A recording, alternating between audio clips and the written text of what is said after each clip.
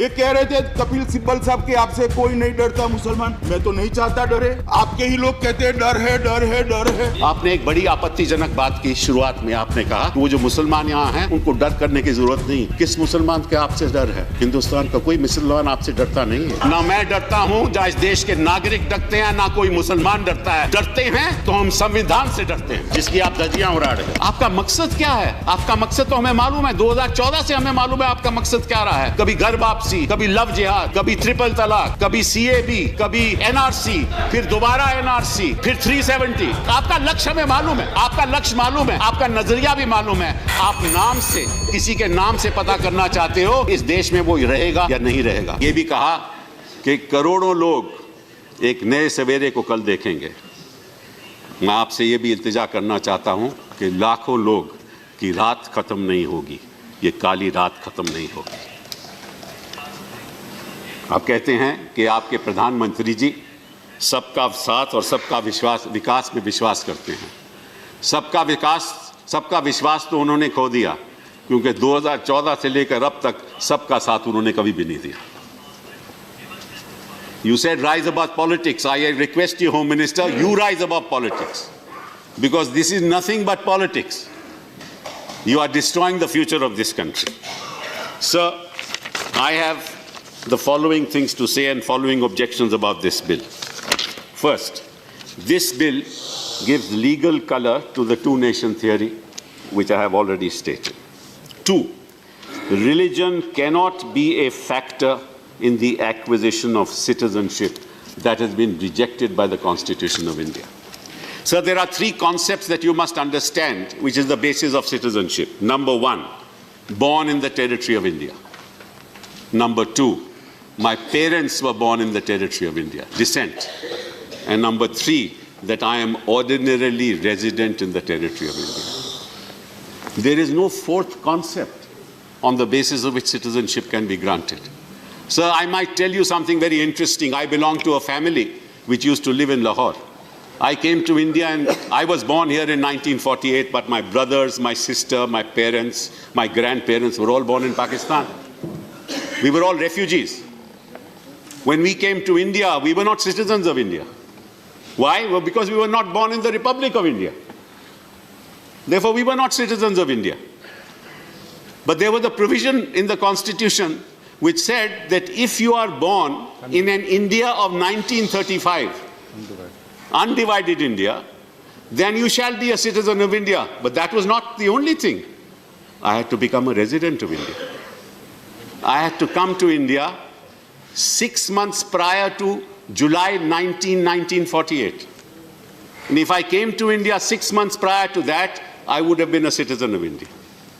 So residence, ordinary resident, bona fide residence is an essential element for being a citizen.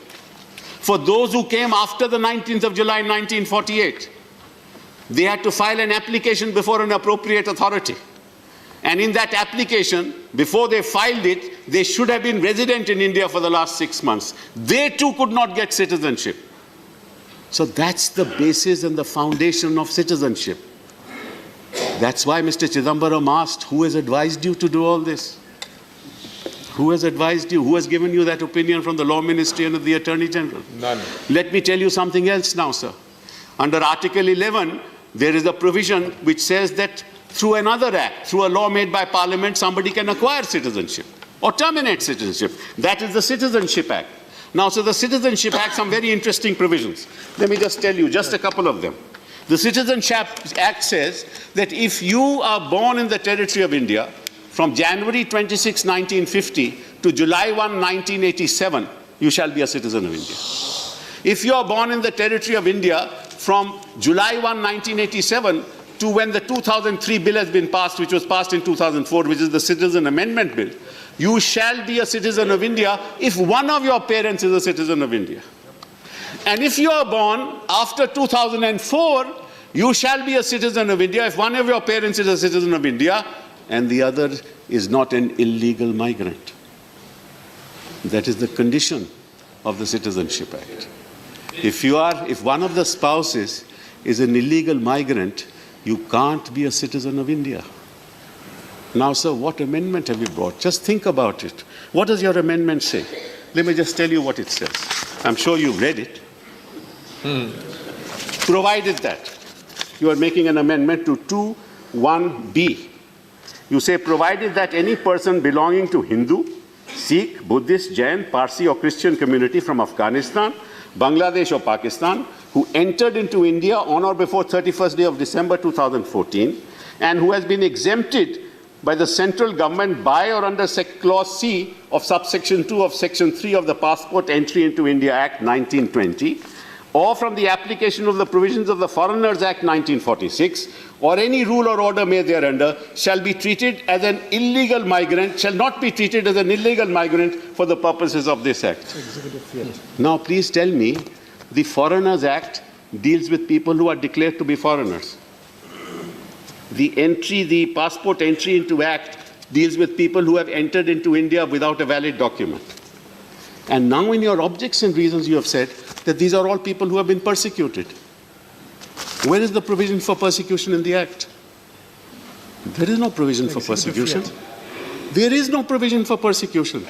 If a man came from Bangladesh or from Pakistan into India in 1972 and he has been an illegal migrant after 1972 till date, how will he prove, how will you say that he has been persecuted? Unless he says that he was persecuted.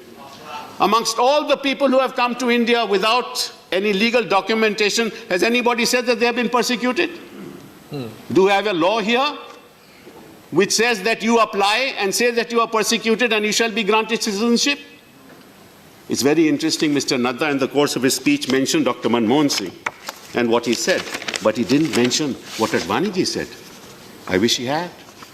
Because Dr. Manmohan Singh said, look, if people have been persecuted and they have come from our neighboring countries, you must give them citizenship.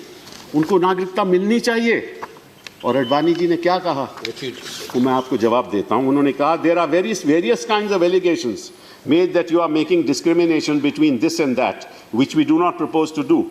We always say that a person who has to flee because of religious persecution is a refugee, bona fide refugee, and he cannot be regarded on par with the illegal immigrant who may have come here for any reason, even for economic reasons.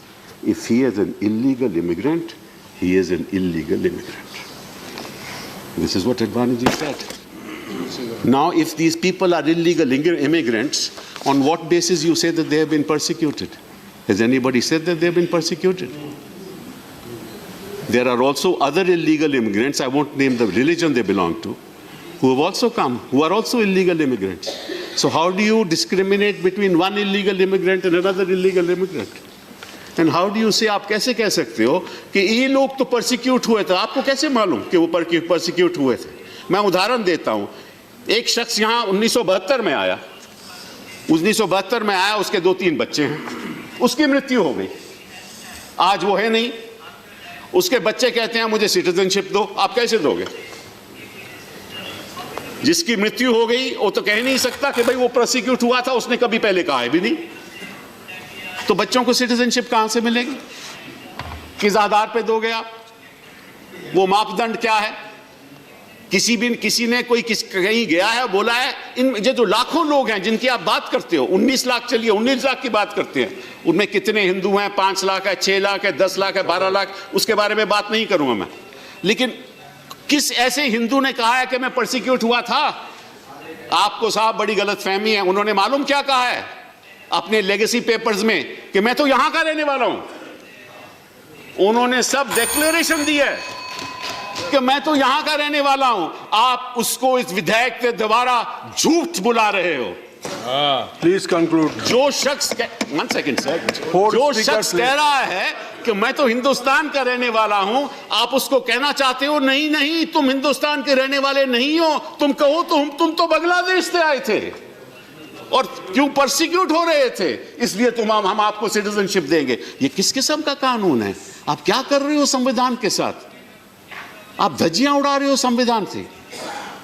आपका मकसद क्या है? आपका मकसद तो हमें मालूम है, 2014 से हमें मालूम है आपका मकसद क्या रहा है. कभी घर वापसी, कभी लव जिहाद, कभी ट्रिपल तलाक, कभी CAB, कभी एनआरसी, फिर दोबारा एनआरसी, मतलब के फिर 370।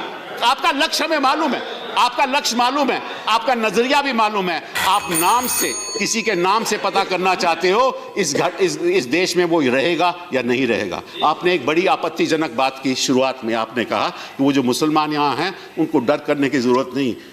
किस मुसलमान के आपसे डर है? हिंदुस्तान का कोई मुसलमान आपसे डरता नहीं है।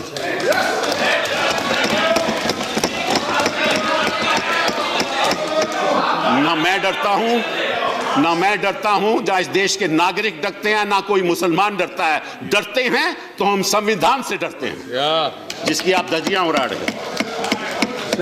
Sir, दूसरी बात sir, just I'm just finishing. Just my third. there are four Right, more sir. speakers from your party. Sir, but few minutes. Four more Just give me, speakers. just third point, sir.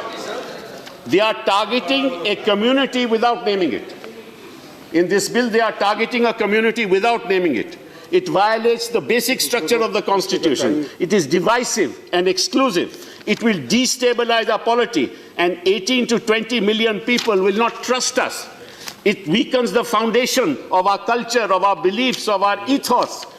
It has consequences that you can't even imagine. And this is part of your political strategy. The last thing I want to say, sir, is this, that this is legally tenable and legally reprehensible, morally reprehensible. Those who have no idea of India cannot protect the idea of India. Don't convert this Indian Republic into a Jurassic Republic where there are two dinosaurs. Thank you. Thank you. Before I call the next speaker, this is for information of the leader of the Congress party that only 17 minutes left for the remaining speakers of your party. So accordingly the time will be allocated. जदि आपंक आम भिडी भल लगा तेब आम channel को like, share और subscribe करने को जमा भी भूलु नहीं।